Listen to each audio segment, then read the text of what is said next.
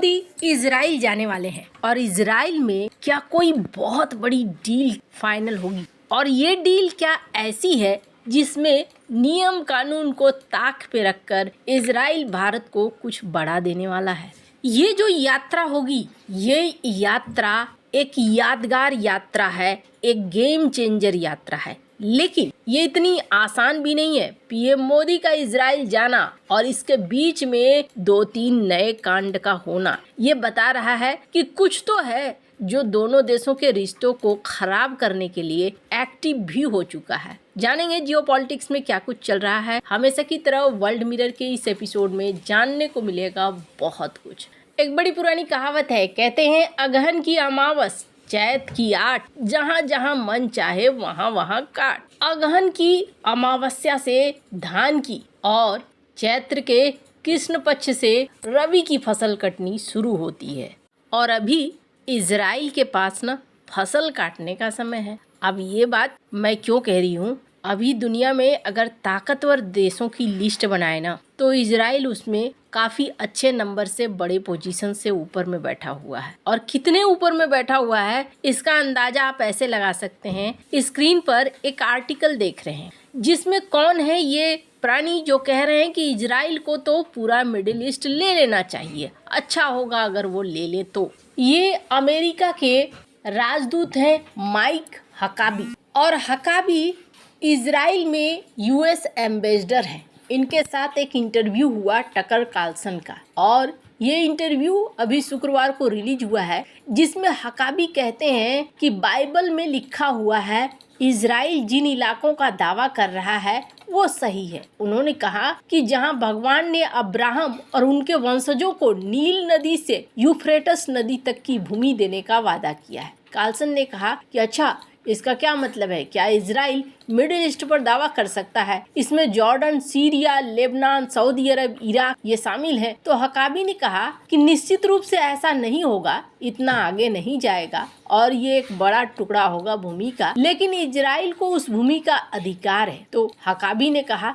कि ये ठीक होगा अगर वो सब ले ले। हालांकि ये कहा जा रहा है कि गुस्से में बोला गया, चूंकि टकर कार्लसन बार बार किसी न किसी तरीके से उकसा रहे थे कि जवाब दे। इन्होंने कहा कि देखो, इजराइल ऐसा लेने की कोशिश नहीं कर रहा है, ऐसा कोई कोशिश नहीं कर रहा है, और जहाँ तक बात है वो अपने ही इलाके तक में दावे कर रहे हैं, अपने आप को सुरक्षित कर रहे हैं। लेकिन एक चीज आपने नोटिस किया, जिस तरीके से इन्होंने बात रख दी कि अच्छा होगा ले ले पूरा मिडिल ईस्ट, ऐसा कोई तभी कह सकता है जब सामने वाला बंदा बहुत पावरफुल हो। और इजराइल इस वक्त ऐसे ही सीन पे खड़ा है। इजराइल बहुत पावरफुल पोजीशन पे खड़ा है और इस वक्त पीएम मोदी इजराइल जा रहे हैं। इजराइल जाने को लेकर सवाल हो रहा है कि आखिर कौन सा ऐसा डील करने जा रहे हैं, क्योंकि इससे पहले नेतन्याहू ने एक बयान दिया था और कहा था तुम्हें पता है कौन आ रहा है, हमारे भारत के साथ बहुत अच्छे रिश्ते हैं। इसके बाद इन्होंने फिर एक बयान दिया है। स्क्रीन पर एक आर्टिकल देखिए जिसमें इन्होंने कहा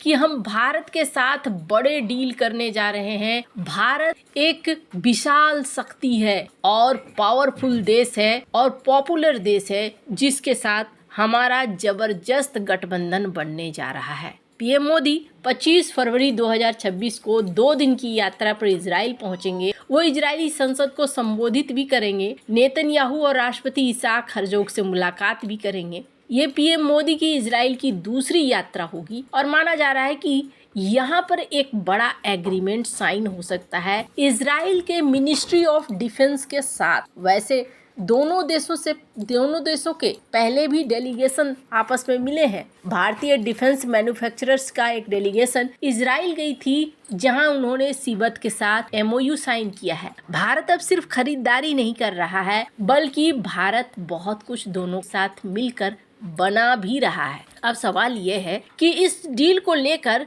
दुनिया भर की नजरें अटकी है कि भारत क्या डील फाइनल करेगा। भारत जो डील फाइनल करने जा रहा है ना, वो जल्दी कोई देश देने को तैयार नहीं होता है, लेकिन इजराइल देने को तैयार हो रहा है। तो ये भारत के लिए भाग्य वाली बात है कि भारत का दोस्त इजराइल है। और उसे बताने से पहले मैं आपको बताऊं, अभी जो सीन है ये एक बहुत क्लोज मित्र ही समझ सकता है। भारत यूएन में इजराइल के खिलाफ है और साइन कर रहा है उस जॉइंट स्टेटमेंट को जिसमें वेस्ट बैंक में इजराइल के बढ़ने को लेकर नकारा जा रहा है कि गलत कर रहा है इजराइल। तो इजराइल कूटनीतिक तौर पर इन बातों को बहुत अच्छे से समझता है कि भारत को, अगर हम चाहेंगे कि भारत सीधे तौर पर भी हमारे साथ खड़े हो जाए तो ऐसा संभव नहीं है। भारत की बहुत पुरानी पॉलिसी रही है 2 राष्ट्र सिद्धांत का समर्थन करना, फिलिस्तीन का और इजराइल दोनों का समर्थन करना, तो वो कूटनीतिक तौर पर चालू रहेगा। लेकिन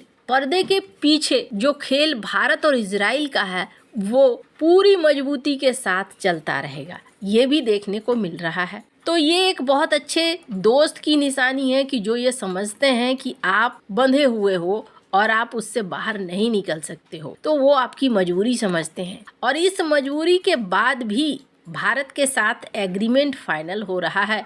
भारत क्या साइन करने जा रहा है? फिलहाल दोनों देश के पीएम दौरे पर कुछ बहुत ज्यादा जानकारी देने से बच रहे हैं, लेकिन माना जा रहा है कि इजराइल भारत के साथ कुछ बहुत एडवांस टेक्नोलॉजी ट्रांसफर करने के लिए तैयार हो गया है। इजराइल जो बहुत एडवांस टेक्नोलॉजी ट्रांसफर कर सकता है उसमें क्या हो सकता है? ज्यादा डिमांड वाली हाईटेक लेजर डिफेंस, दूसरे स्टैंड ऑफ सिस्टम शामिल है। इजराइल से उम्मीद है कि वो सभी डिफेंस टेक्नोलॉजी शेयर करेगा जो उसने पिछले कुछ सालों में नहीं किया था। ये डिफेंस की नींव पिछले साल नवंबर में उस वक्त रखी गई थी जब भारत के रक्षा सचिव RK सिंह ने इजराइल का दौरा किया था। इस दौरान रक्षा सहयोग को नेक्स्ट लेवल पर ले जाने के लिए एक MOU साइन किया गया। लेजर एयर डिफेंस सिस्टम बहुत एडवांस सिस्टम है जिसे खुद इजराइल ने पिछले साल के अंत में अपनी सेना में शामिल किया है। हालांकि इसका कोई आधिकारिक तौर पर ऐलान नहीं हुआ है, लेकिन माना जा रहा है, कुछ ऐसे संकेत मिल रहे हैं कि कुछ तो जरूर है जो भारत और इजराइल साइन करेंगे। इजराइल के साथ मिलकर Bharat anti ballistic missile defence बना सकता है और ये भारत के लिए बहुत जरूरी है क्योंकि भारत मिशन सुदर्शन बनाना चाहता है। पूरे देश की सुरक्षा इजराइल की तरह हो जाए, तो ऐसे में ये टेक्नोलॉजी भारत को चाहिए। देश के अंदरूनी इलाके को दुश्मन की लंबी दूरी की मिसाइलों से सुरक्षित करने के लिए ये डिफेंस चाहिए होगा। इजरायली लेजर डिफेंस को आयरन बीम कहा जाता है। ये दुनिया का पहला और सबसे एडवांस सिस्टम है। ये युद्ध क्षेत्र की पूरी स्थिति को बदलने की क्षमता रखता है। खैर, अब जहाँ एक तरफ अच्छी बातें हो रही हैं तो कुछ बुरा भी देखने को मिल रहा है। यहाँ एक ट्वीट देख सकते हैं। इजराइल में जो भारतीय एम्बेसी है, भारतीय कामगार पर कुछ लोगों ने हमला किया, शायद कुछ छीनने का प्रयास किया। हालांकि तुरंत इजरायली पुलिस ने उन्हें धर दबोचा है और इसको लेकर भारत का विपक्ष ये सवाल भी कर रहा है कि देखो इजराइल में क्या हो रहा है। वैसे आपको क्या लगता है? इन सब मामले में आपकी क्या राय है? कमेंट कर जरूर बताएं। जल्द मिलते हैं अगले वीडियो में नई खबर के साथ।